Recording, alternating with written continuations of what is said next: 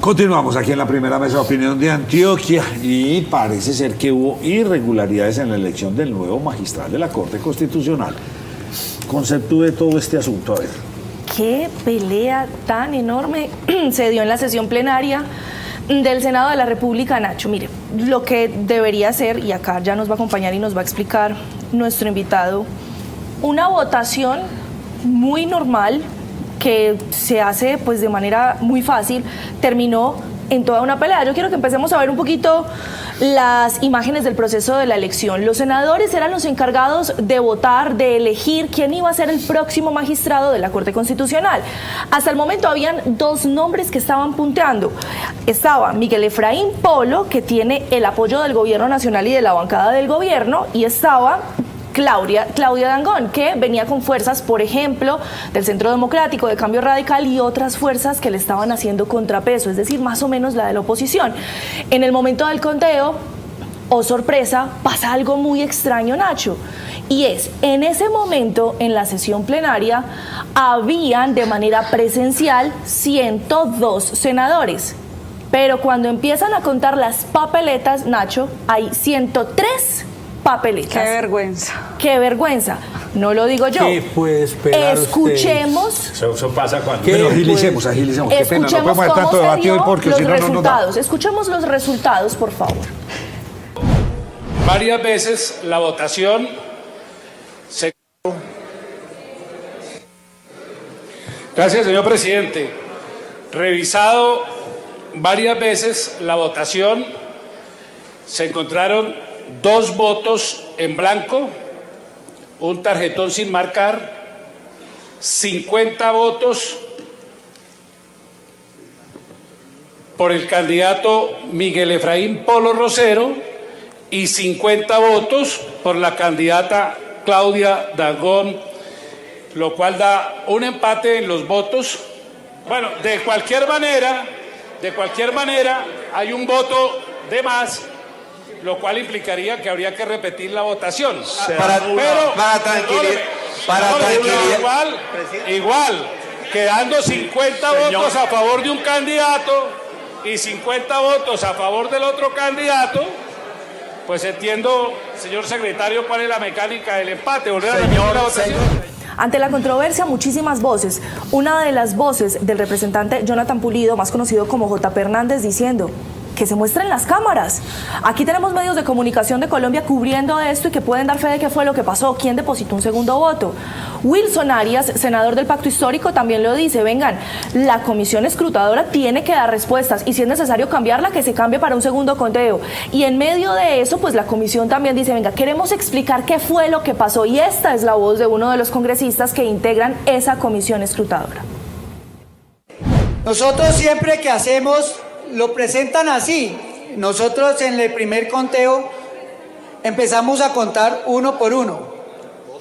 Voto cerrado y nos daba los 102 así, doblados.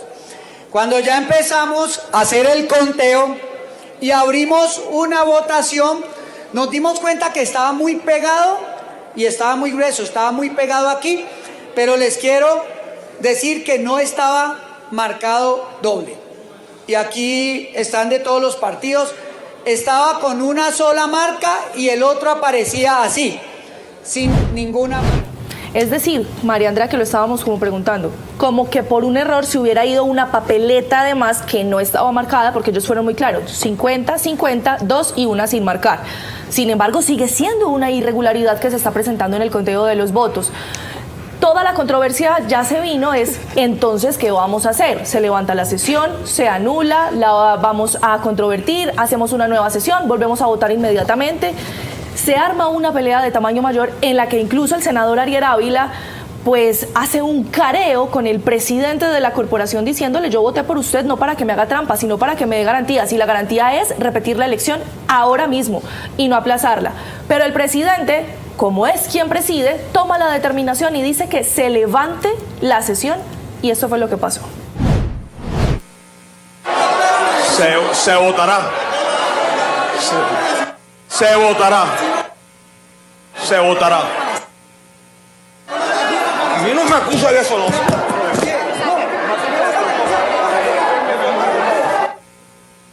Bueno, continuamos entonces y nuestro invitado Andrés Usuga, bienvenido. ¿Cómo está usted? Gracias, Nacho, a ti por la invitación y a todos los compañeros. ¿Qué iba a decir rápidamente? Solo cortico, Nacho. ¿Qué critican del estadio Atanasio Girardot si es el Congreso de la República? Doctor Usuga, ¿qué pasó y qué nos va a explicar usted? Mire, esto es supremamente grave, es inédito, eso realmente pues, nunca había pasado. Y la verdad es que lo que hay detrás de esto pues, es un tema absolutamente político. ¿Por qué es tan importante esta votación? Les voy a contar una cosa.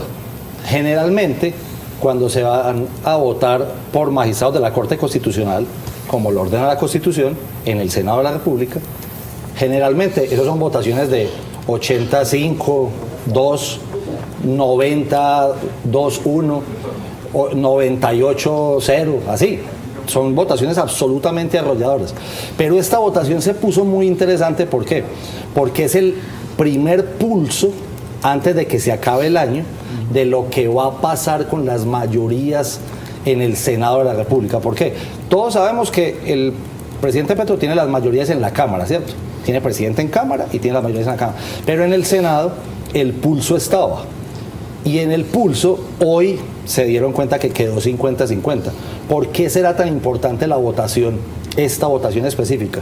Porque este es el primer magistrado de otros 3 que vienen el año entrante, y le pediría a la producción si me puede mostrar las caras de los magistrados que la habíamos concertado ahorita.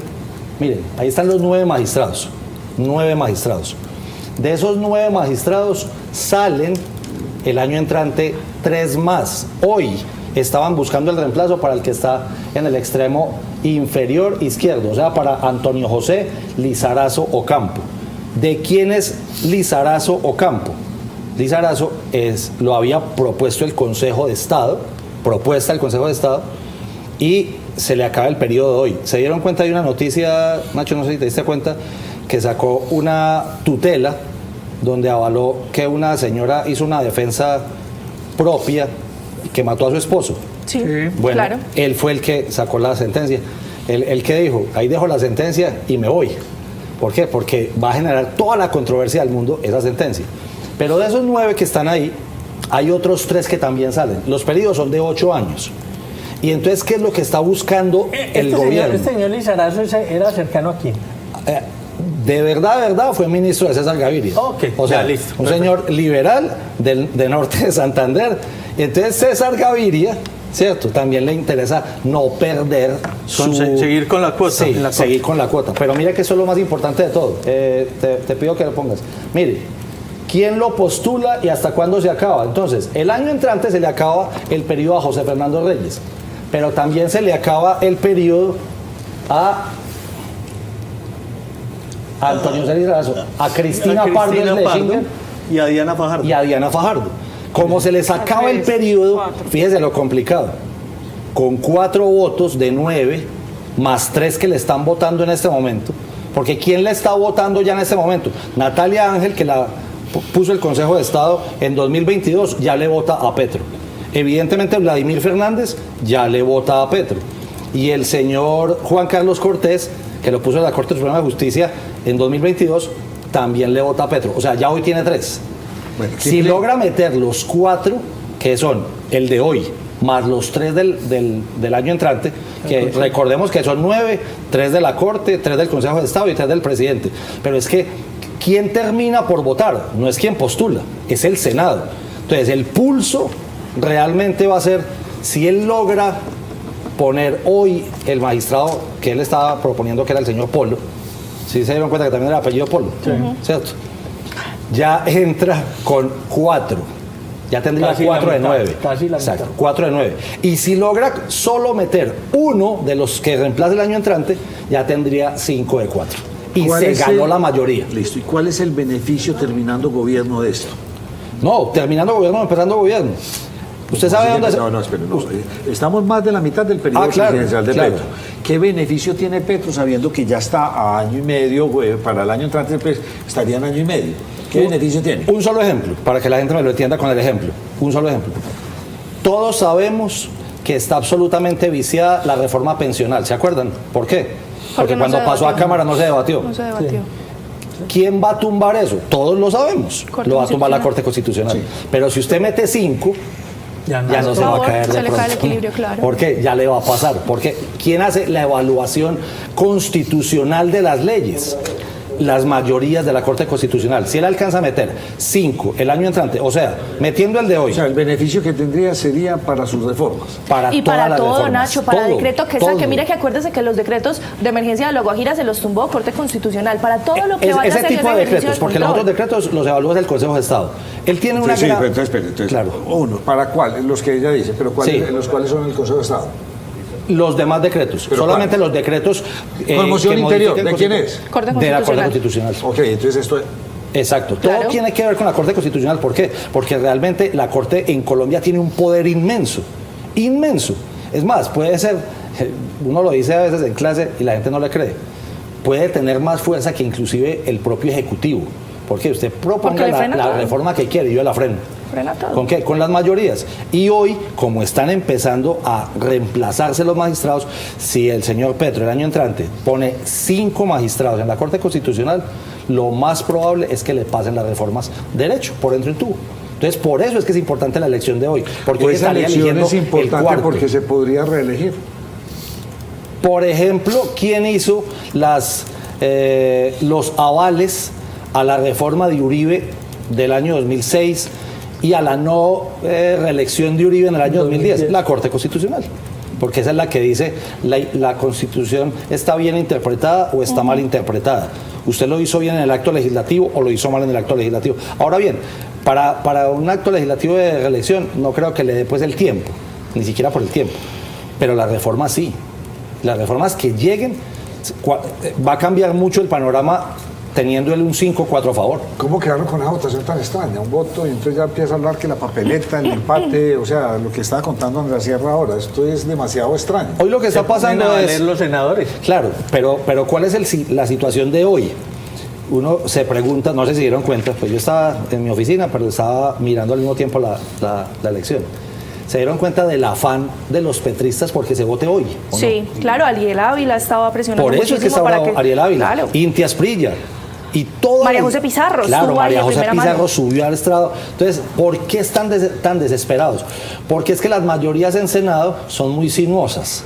O sea, hoy pueden estar 49 para este lado, 51 para el otro lado, y en una semana pasan muchas cosas, y entonces como sale un escándalo grande de corrupción, que es lo que aquí pasa cada 8 días o cada 3 días, de pronto la mayoría vuelven a cambiar. Y entonces si al señor Name lo imputan la semana entrante, entonces cambia todo. Pero Andrés, ¿no es también darle más tiempo, por ejemplo, al gobierno nacional para que vaya, hable, convenzca, para que consiga esos votos que tal vez no tiene? Sí, pero mira lo que termina pasando cuando uno tiene, como decía Nacho ahorita, el sol a las espaldas. Cuando empieza el sol a las espaldas, usted va perdiendo capacidad de maniobra desde el gobierno. ¿Por qué? Porque es que ya los senadores lo que buscan es tiempo para desmarcarse de un gobierno impopular.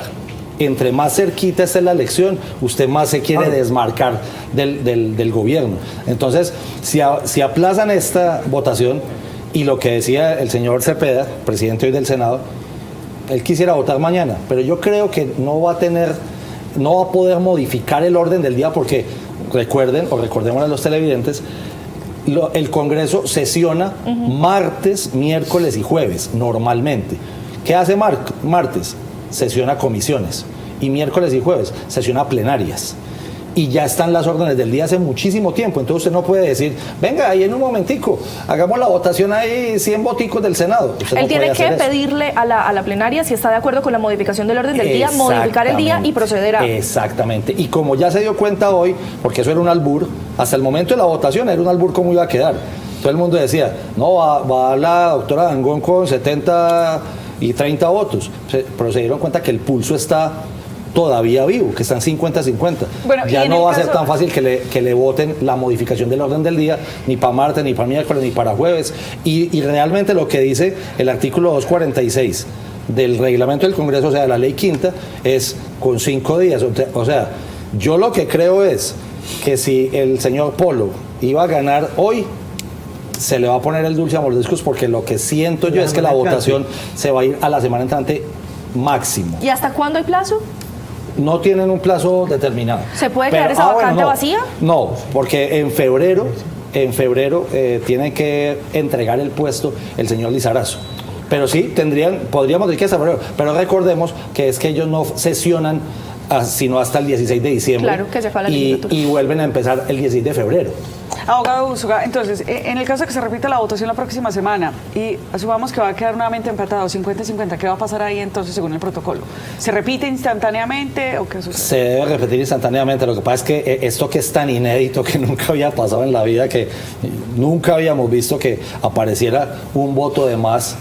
Entonces, lo que sí yo creo que se va a volver inclusive noticia y se va a volver muy, muy viral es quién metió el voto adicional. Pero adicionalmente, yo creo que es muy fácil resolver el tema. Lo dijo inclusive el senador Manuel Virgüez.